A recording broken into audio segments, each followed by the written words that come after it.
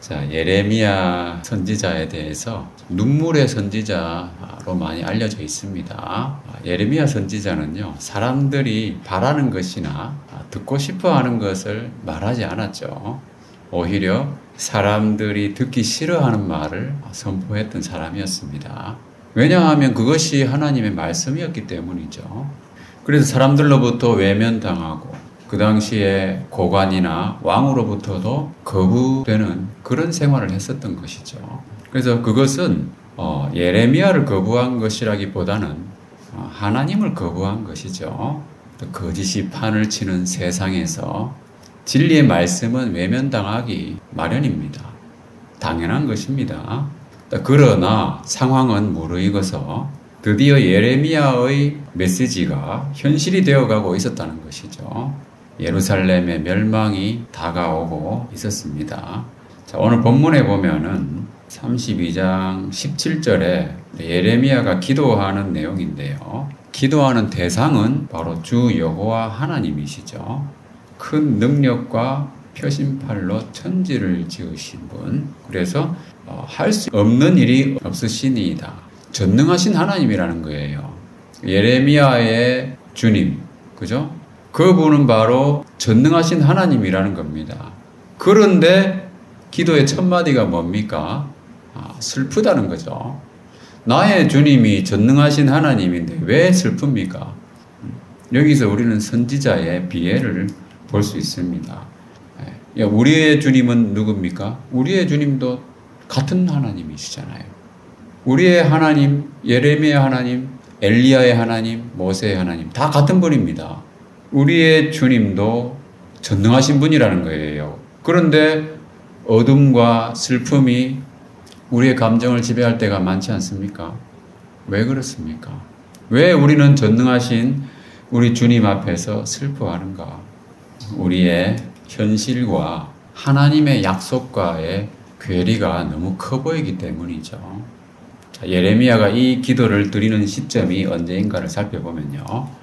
예레미야가 밭을 사고 매매 증서를 보존한 후에 기도했습니다. 그런데 예레미야가 밭을 산 그 시기가 드디어 바벨론 군대가 예루살렘을 에워싸고 있었고요. 칼과 기근과 전염병으로 예루살렘은 멸망당하기 직전이었습니다.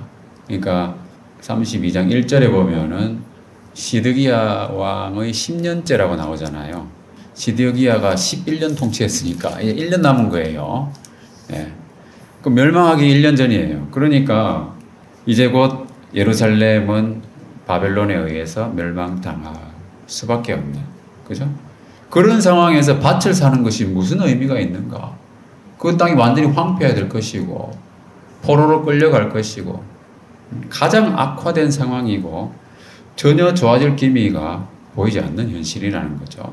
그런데 하나님은 완전히 엉뚱한 말씀을 하셨다는 겁니다. 곧 망할 나라에 무슨 소망이 있겠는가?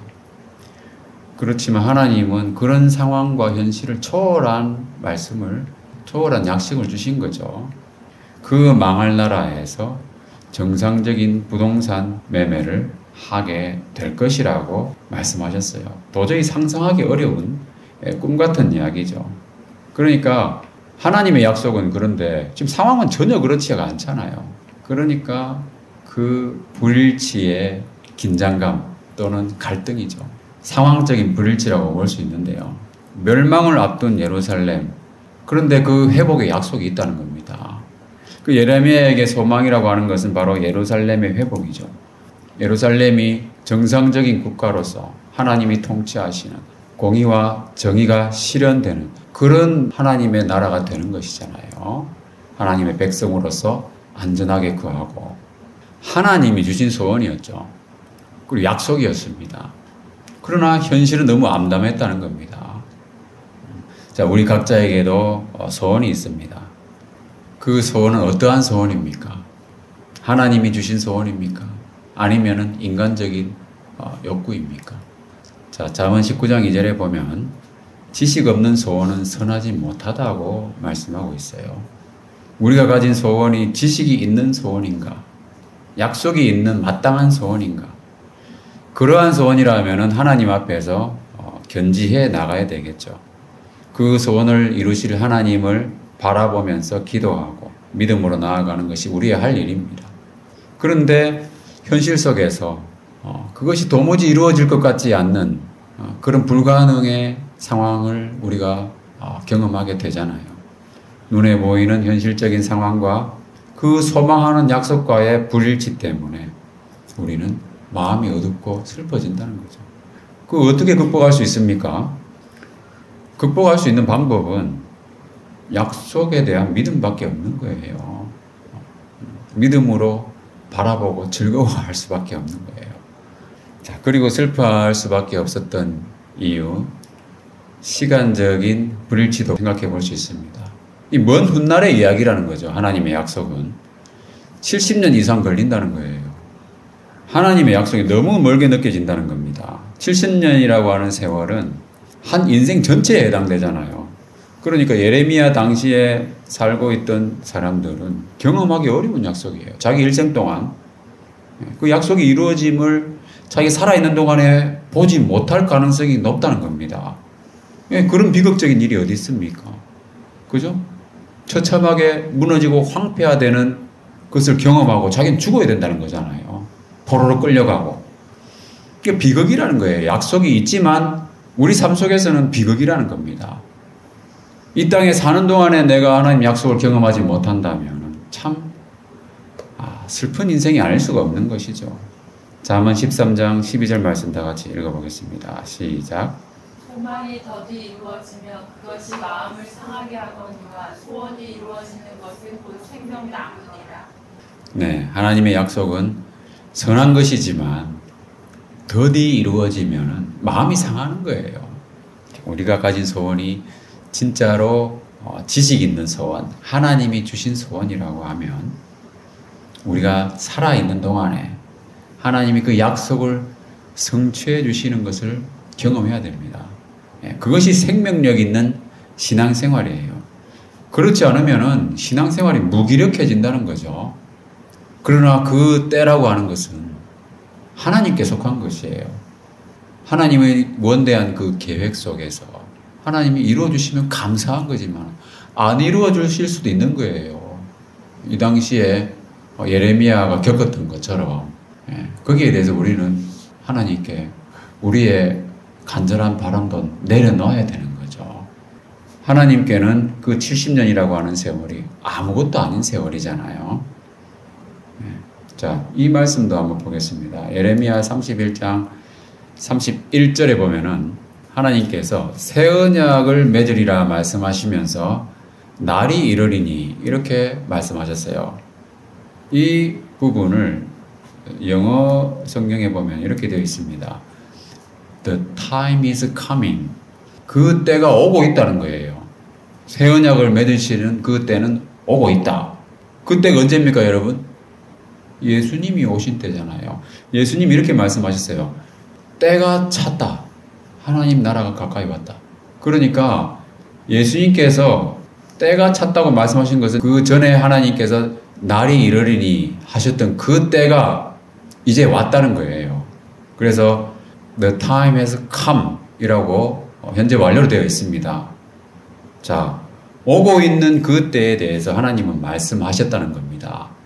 그죠? 그런데 그것은 바로 예수님이 오시기 전 500년 전이었다는 거죠. 그러니까 500년 전에, 그러니까 500년이 지난 후에 일어날 일에 대해서 그때가 오고 있다고 말씀하시는 거예요. 실감이 납니까, 여러분? 한번 상상을 해보십시오. 500년 전이면 이 한반도는 뭡니까? 조선시대잖아요. 그것도 임진왜란도 일어나기 전 중종 때쯤 되거든요. 근데 만약에 어떤 사람이 예언을 하기를 날들이 오고 있습니다. 서울에서 부산까지 걸어서 한 달 걸리는데 하루 만에 왔다 갔다 할 수 있는 그럴 때가 오고 있습니다. 라고 말한다면은 그 실감이 나겠냐는 거예요. 그 500년이라고 하는 유구한 세월에 대해서 이후에 일어날 일에 대해서도 하나님은 오고 있다고 표현하셨다는 겁니다. 그 주님께서도 그런 말씀 하셨잖아요. 내가 다시 올 것이다. 그죠? 그리고 사도 요한에게 계시하시면서 내가 속히 오리라 말씀하셨어요. 속히 오리라 하셨는데 지금 2000년 지났잖아요. 그러니까 우리의 시간 개념하고 하나님의 시간 개념은 완전히 다른 거예요. 500년 이후의 일이라고 하는 것과 그 다음에 자 베드로후서 말씀을 보면 자 죽게는 하루가 1000년 같고 1000년이 하루 같다는 이 한 가지를 잊지 말라. 여러분 그러니까 속히 오시겠다고 말씀하신 것도 틀린 말이 전혀 아닌 거죠. 하나님께는. 예, 그러니까 하나님의 그 원대한 계획 이런 것을 생각해 보면은 정말 하나님은 광대하시고 정말 위대하신 분, 놀라우신 분이라는 겁니다. 우리의 어떤 소원이 당장 이루어지지 않는다고 실망할 것이 아니라 우리가 그 위대하신 하나님의 자녀라고 하는 것을 우리는 오히려 찬양해야 된다는 거예요. 그죠? 하나님의 이 시간표, 그 앞에서 우리는 숙연해질 수밖에 없다는 겁니다. 우리의 요구사항이 얼마나 대단한 것이겠습니까? 그렇지만 우리가 기도하는 이유는 뭐냐 하면 기도 응답의 약속이 있기 때문이에요. 그것을 주시는 것은 하나님의 주권에 속한 것이지만 우리는 약속이 있기 때문에 기도합니다. 그리고 긍휼을 구하는 것이죠. 우리 일생 중에서 하나님 약속하신 거 이루어 주시옵소서 하고 은혜를 구할 수밖에 없는 거예요. 하나님의 계획과 무관한 것이면 전혀 이루어지지 않을 수도 있는 거예요. 하나님의 계획이라 할지라도 우리 때에 이루어지지 않을 수도 있다는 겁니다. 그것을 인정하고 겸손할 필요가 있다는 거. 그렇지만 만약에 우리 때에 이루어지지 않는다면 우리는 뭔가 하나님께 기대할 수 있는 게 있어요. 뭐냐 하면 우리가 그것을 인내하고 나그네의 삶을 잘 살았다고 하는 것에 대해서 하나님께서 마지막 날에 보상해 주실 수도 있는 겁니다. 그렇지 않겠습니까? 그러한 보상도 기대하면서 이러한 시간적인 불일치도 믿음으로 극복해야 된다는 거예요. 자, 그리고 선지자에 비해 두 번째는 하나님의 말씀대로 되었다는 겁니다. 당시의 사람들은 망하지 않을 것이라고 하는 헛된 꿈을 가지고 있었죠. 그래서 예레미야랑 밭을 사고 팔고, 그죠? 그리고 증인이 되면서도 별다른 감흥을 느끼지 못했습니다. 그러나 예레미야는 그 매매가 어떤 의미인지 알고 있었다는 거죠. 그러니까 하나님의 말씀대로 지금 망해가고 있는데 자기는 매매하고 있는 거잖아요. 그것도 하나님 말씀대로. 그 현실을 보니까 너무 암담하다는 겁니다. 누구보다도 이 상황에 대해서 정확한 진단을 하고 있었던 예레미야. 하나님의 말씀을 자기가 직접 받았고 전하고 있기 때문에 그걸 알 수 있는 거잖아요. 지금 상황이 어떻습니까? 하나님 말씀대로 예루살렘은 멸망으로 가고 있잖아요. 근데 사람들은 모르고 있는 거예요. 하나님 구원해 주실 거다 이렇게 생각하는 거잖아요. 자기의 기대를 하나님의 말씀으로 착각하고 있는 거잖아요. 그러니까 사람들은 모르는 게 약이라고 확실히 알지 못했기 때문에 막연히 적군이 에워싸고 있으니까 불안하기는 해도 별로 슬프지 않은 거예요. 그러나 예레미야는 정확하게 알고 있었던 거예요. 그리고 그 성 내에서는 아수라장이 되고 있어요. 계속 뭐냐면 바벨론 군대가 에워싸고 있으니까 어떻게 됩니까? 먹을 것도 떨어지고 칼과 기근과 전염병이라고 그랬잖아요. 물도 메말라 없어지고요. 사람이 자기 자식을 잡아먹고 그러고 있는 거예요, 지금. 그러니까 예레미야는 그 상황에 대해서 하나님 말씀을 통해서 정확한 지식을 갖고 있었다는 거예요. 그게 중요한 겁니다. 그러니까 슬픈 거예요. 너희들이 생각하는 것처럼 하나님이 구해주시지 않는다는 겁니다. 지금 당장은. 멸망시키도록 내버려 두신다는 거예요. 오히려 하나님이 유다를 대적하고 있다고 하는 것을 이야기하고 있잖아요. 적은 바벨론 군대가 아니라는 겁니다. 하나님 말씀에 의하면 하나님이 우리를 대적하고 계신 거예요. 그것을 알고 있었기 때문에 예레미야는 슬프지 않겠습니까? 하나님의 말씀대로 될 것임을 자기는 믿고 알았기 때문이죠. 그리고 예레미야가 믿고 알았던 것은 뭐냐면 천지를 만드신 분도 하나님이고요. 만물을 다스릴 뿐 아니라 인류의 모든 길을 주목하시는 분이라고 했습니다. 그리고 마지막에는 그 인생의 길과 행위에 따라서 심판하시는 분. 그것을 분명히 알고 있었어요. 그 하나님을 멸시하고 순종하지 않고 그랬을 때 받게 되는 징벌은 엄청난 거잖아요. 근데 그걸 알고 있다는 거예요. 예레미야는. 그러니까 말씀에 대한 믿음이 있는 사람만이 알 수 있는 비밀이에요. 이거는. 지금도 그렇지 않습니까, 여러분? 여러분은 이런 비밀을 가지고 있습니까? 말씀을 믿습니까? 하나님의 말씀을 받아들이지 않는 사람에 대해서 하나님이 마지막에 어떤 심판을 하게 되실지 우리가 사도신경에 고백하잖아요. 예수님 다시 오셔가지고 산자와 죽은 자를 심판하신다고 이야기하지 않습니까? 그걸 우리 믿음으로 고백하잖아요. 그걸 진짜 알고 있느냐는 겁니다. 그러면 여러분 사람들을 보는 눈이 달라져야 된다는 거죠. 마지막에 치러야 할 그 심판의 심각성에 대해서 자기 자신을 위해서 십자가에 달려서 피 흘려 죽으신 예수님, 그 예수님을 받아들이지 않는다는 거잖아요. 사람들이. 그 인생이 치러야 할 대가가 얼마나 크겠습니까, 여러분. 무서운 하나님의 심판이 있다는 거예요. 예레미야는 그걸 알았기 때문에 슬퍼한 것이고, 그죠? 우리는 별로 모르기 때문에 별로 슬퍼하지 않잖아요. 사람들을 보면서도, 그죠?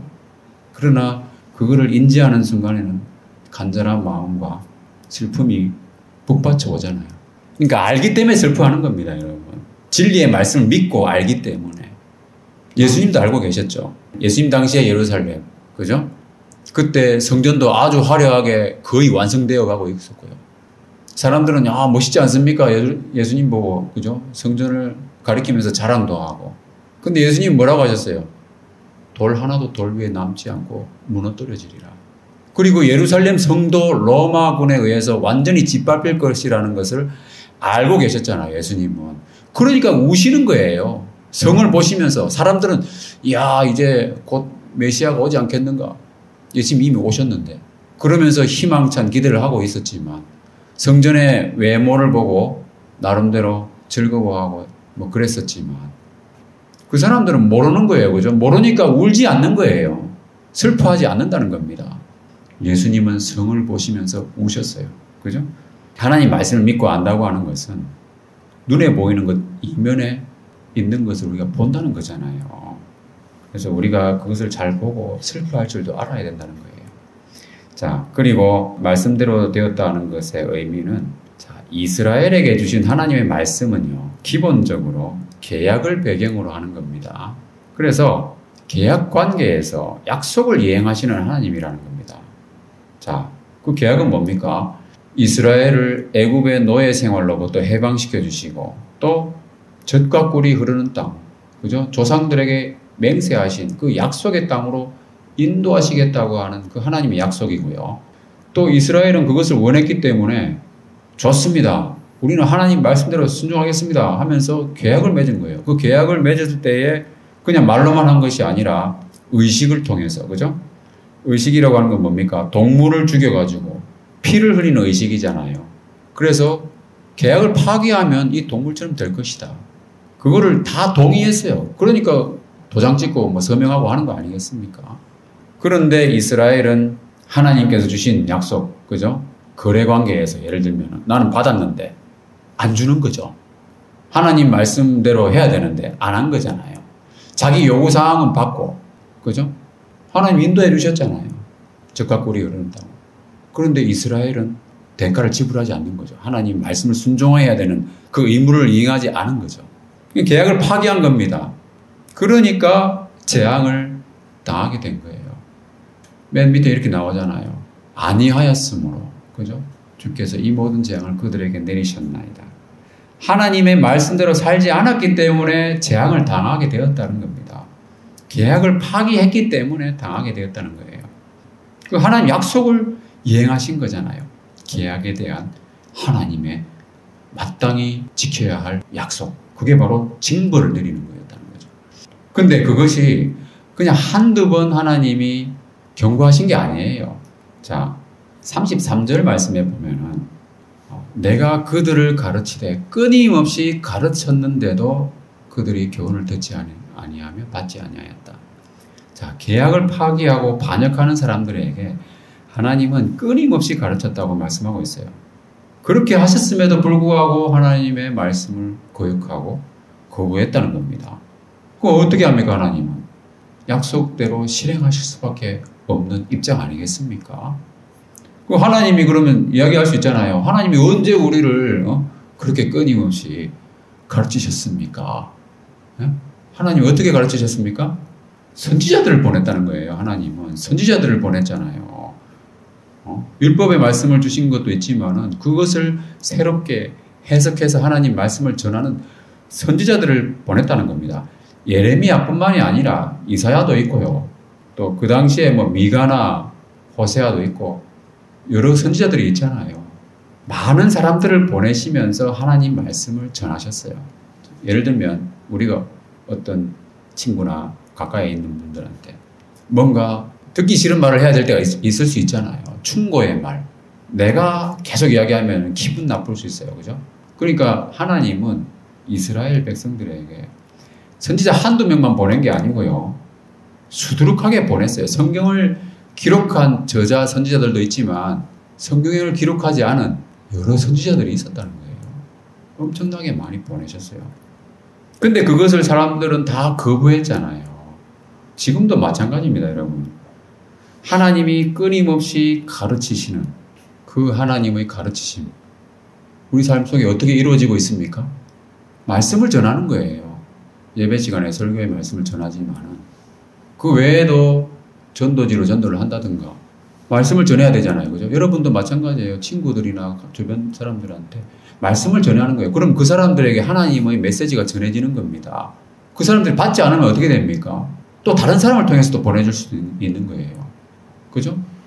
그 한 개개인에 대해서 하나님은 여러 선지자들을 보내시는 거예요. 그죠? 여러 일꾼들을. 끊임없이 가르치신다고 하는 게 바로 그런 의미예요. 그 하나님의 사역에 동참하는 방법은 뭡니까? 우리가 전도하는 거예요. 전도하는 것은 주님께로 인도한다는 것이 아니라요. 말씀을 전하는 거예요. 도를 전하는 것이 전도입니다. 그것이 열매를 맺으면 감사한 일이겠지만 그렇게 기도해야 되겠죠. 전할 때 그런 소망을 가지고. 그렇지만 예레미야가 무슨 열매를 맺었습니까, 여러분?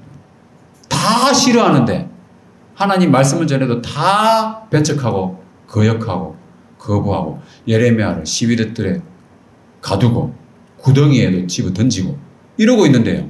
그럼 하나님 말씀 전하지 말아야 됩니까? 그게 아니라는 거예요.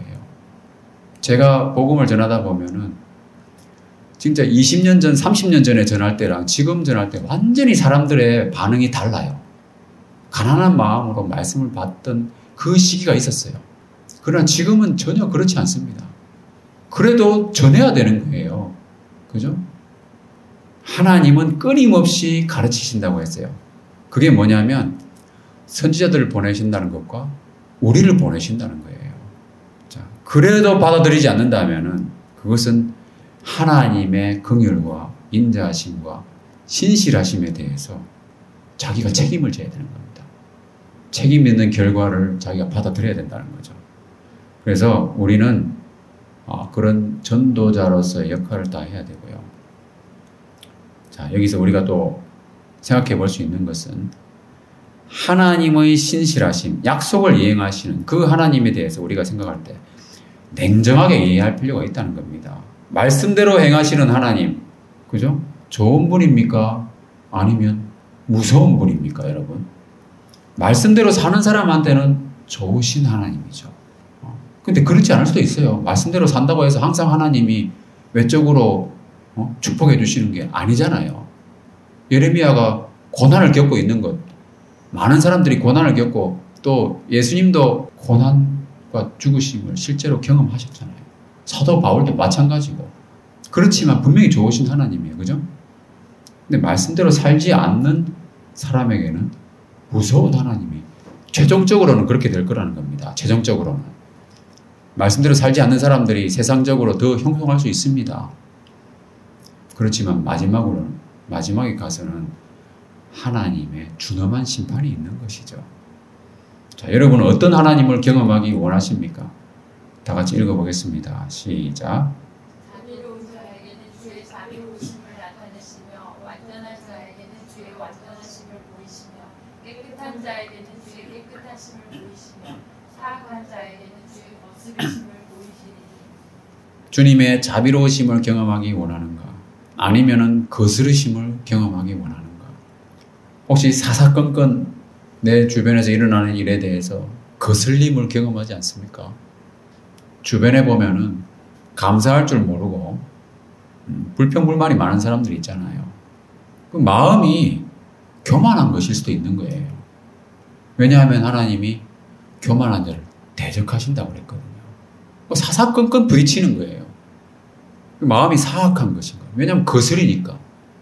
거스린다는 말은 뭡니까? 하나님이 거스르시는 거예요. 그 사람을. 하나님이 교만한 자를 대적하신다고 그랬습니다. 그렇지만 반면에 모든 것을 은혜로 여기고 감사가 충만한 사람도 있잖아요. 그죠? 상황이 뭐 좋아서 감사합니까? 범사에 감사하라고 명령하셨기 때문에 믿음으로 감사하는 거예요. 그런 사람은 겸손한 사람이죠. 겸손한 자들에게 은혜를 주시는 은혜가 충만한 사람, 겸손한 사람입니다. 자, 너희는 여호와의 선하심을 맛보아 알지어다 그랬습니다. 그래서 여기 계신 분들은 다 하나님의 선하심을 맛보아 아는, 하나님의 선하심을 경험하시는 그런 은혜가 있길 바랍니다. 그리고 선지자에 비해 세 번째는요, 인격적인 기도로 표출되었다는 겁니다. 예레미야가 시위대 뜰에 갇혀가지고 분노와 슬픔에 깊이 잠겨 있었어요. 그렇지만 기도할 때 불평만 말하지는 않았습니다. 어떻게 기도했습니까? 하나님의 영광과 권능을 찬양했고요. 그리고 하나님이 어떤 분이신지, 지금까지 어떤 일을 하셨는지 묵상하고 기억하면서 기도했다는 거예요. 그러면서 하나님의 말씀에서 이해할 수 없는 부분, 감정적으로 참 동의하기 어려운 부분, 그런 부분에 대해서는 감정을 표출하는 거죠. 슬픕니다 라고 이야기하기도 하고, 그죠? 오늘 본문의 맨 마지막에 보면 뭐라고 나옵니까? 바벨론에게 우리가 멸망하게 될 걸 아시면서 왜 또 밭을 사라고 하십니까? 이 얘기잖아요. 그죠? 이제 곧 멸망해서 끌려갈 건데 이해가 안 되는 거잖아요. 그럼 이런 것들을 이야기하는 거예요. 멸망하지 않게 해주십시오. 이렇게 기도하지 않는다는 겁니다. 자기가 원하는 것을 기도하지 않는다는 겁니다. 인격적인 기도라고 하는 것은 원하는 것을 기도할 수도 있지만 기본적으로 하나님의 영광과 권능을 찬양하고 그 일들을 묵상하면서 기도하는 거예요. 그것이 선행되어야 된다는 겁니다. 그러면서 나중에 감정을 표출하고요. 대화를 하는 거죠. 그리고 그런 인격적인 기도를 말만 하고 그친 것이 아니라 기도의 내용을 기록했습니다. 그죠? 그리고 하나님은 또 그 인격적인 말씀으로 응답하셨다는 거예요. 그 응답의 말씀도 기록했어요. 그 응답의 내용이 오늘 본문 이후에 26절부터 쭉 이어지는 게 하나님의 그 기도에 대한 응답 내용이잖아요. 그러니까 기도의 방법이라고 하는 것이 정해진 것은 없지만 성경에 나와 있는 여러 기도의 예들을 통해 가지고 우리가 본받을 수가 있는 것이죠. 예레미야 선지자처럼 기록하면서 기도하는 거예요. 여러분도 기록하면서 기도하는 거, 그거 추천드립니다. 그렇게 하면은 정말 인격적으로 하나님과의 관계가 깊어진다는 겁니다. 다른 선지자들도 그렇게 많이 했어요. 다니엘 같은 경우 대표적인 경우인데 말씀을 깨달은 후에 감동이 돼가지고 기도했잖아요. 그죠? 뭐라고 기도했습니까? 크고 두려워할 주 하나님. 그렇게 하면서 쭉 기도합니다. 근데 이 기도 내용이 다니엘서 9장 4절부터 19절까지 쭉 이어지는데 다 기록했잖아요. 그죠?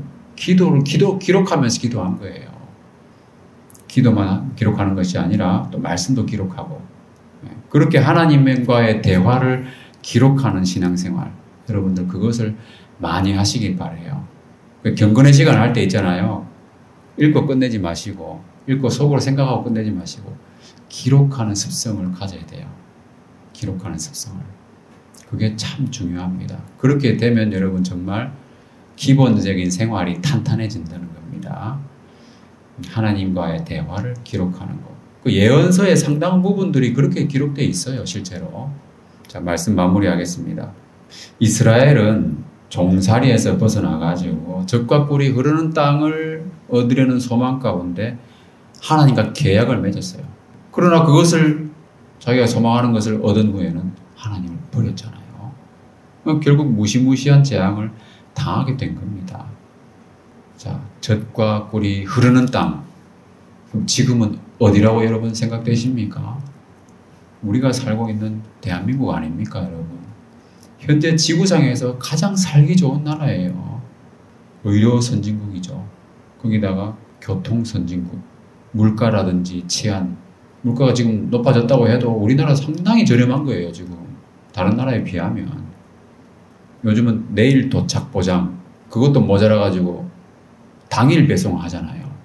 그런 나라가 여러분 어디 있습니까? 대부분의 편의시설은 우리 주변에 다 있습니다. 그죠? 특히 이 중앙대 근처. 웬만하면 한 번만 타고 다 가더라고요. 적과 꿀이 흐르는 땅 바로 여기예요. 그런데 생활이 그만큼 편리해진 만큼 사람들은 하나님을 버렸어요. 인간의 기본적인 도리까지도 외면하고 있습니다. 가정이 파괴되고 이혼도 증가하고요. 쉽게 여기고 하나님이 가증스럽게 여기는 동성애조차 옹호하는 그런 잘못된 인간적인 가치관이 지배하는 세상이 되어버렸어요. 언제 어떻게 재앙이 임하게 될지 아무도 모르는 겁니다, 여러분. 그래도 하나님이 끊임없이 이스라엘에게 선지자들을 보내셨던 것처럼 우리도 각자 있는 곳에서 말씀을 전하는 자가 되어야 됩니다. 그것이 하나님의 사역에 동참하는 것이고 하나님의 뜻을 성취하는 것임을 여러분 깨닫기 바랍니다. 우리 각자가 말씀을 믿고 알아서 주님의 마음을 가지고 참된 지식으로 주위 사람을 바라보고 사람들에게 생명의 길을 전하는 그런 은혜가 있기를 주님의 이름으로 축원합니다.